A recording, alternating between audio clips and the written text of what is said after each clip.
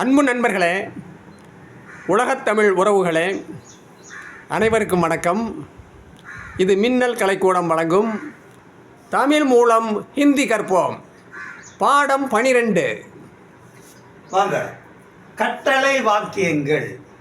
இந்த கட்டளை வாக்கியங்கள் என்னன்னா, நம்ம எப்படி சொல்லுவோம்? சில இதெல்லாம் செய்யக்கூடாது அப்படிலாம் நம்ம சொல்லுவோம். அது சொல்கிறதில்ல ஒன்று கமாண்டாக சொல்லுவோம், எல்லாத்தையும் ஒரே மாதிரி சொல்ல முடியாது. இல்லை, பெரியவங்கள்ட்ட சொல்லும்போது ரிக்வஸ்ட் பண்ணி சொல்லுவோம். இந்த சின்ன அட்டவணை பாருங்கள், இது எப்படி சொல்லணும்.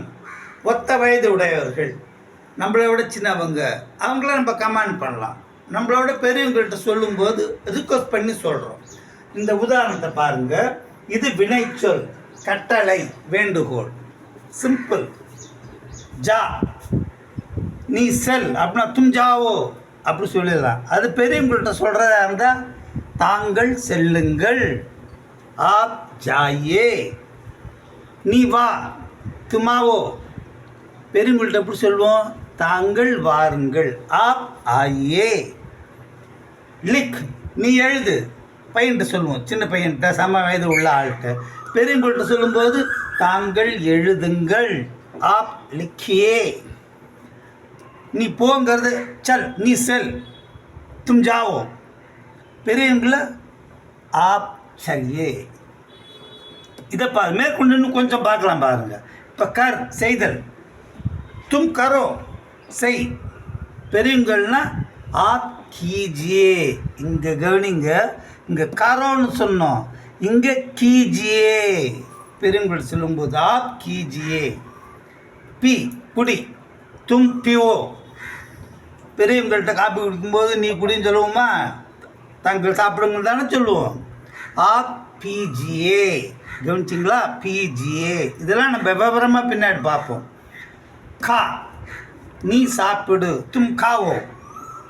பெரியவங்கள்ட்ட ஆப் காயே. அடுத்து பாருங்க, பைட். தும் பைட்டோ. சின்ன பையன் சொன்ன உட்கார் அப்படின்னு. பெரியவங்கள்ட்ட சொல்லும்போது ஐயா உட்காருங்க அப்படின்னு சொல்லுவோம்ல, ஆப் பைட்டியே. இந்த ஹிந்தியை பொறுத்த அளவுலங்க அந்த நிறைய இது இருக்கலாம், உச்சரிப்பு தான் முக்கியம்.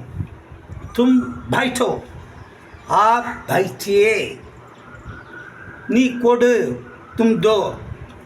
பெரியவங்களா இருந்தால் ஆப் தீஜியே. மரியாதை சொல்லணும், தீஜியே. கரெக்டுங்களா? அதே மாதிரி படி. சின்ன பையனாக இருந்தால் தும் படோ, படி அப்படிம்போம். பெரியவங்கள் சொல்லும்போது படியே. அது மரியாதை நிமித்தமாக சொல்கிறது. சரிங்களா?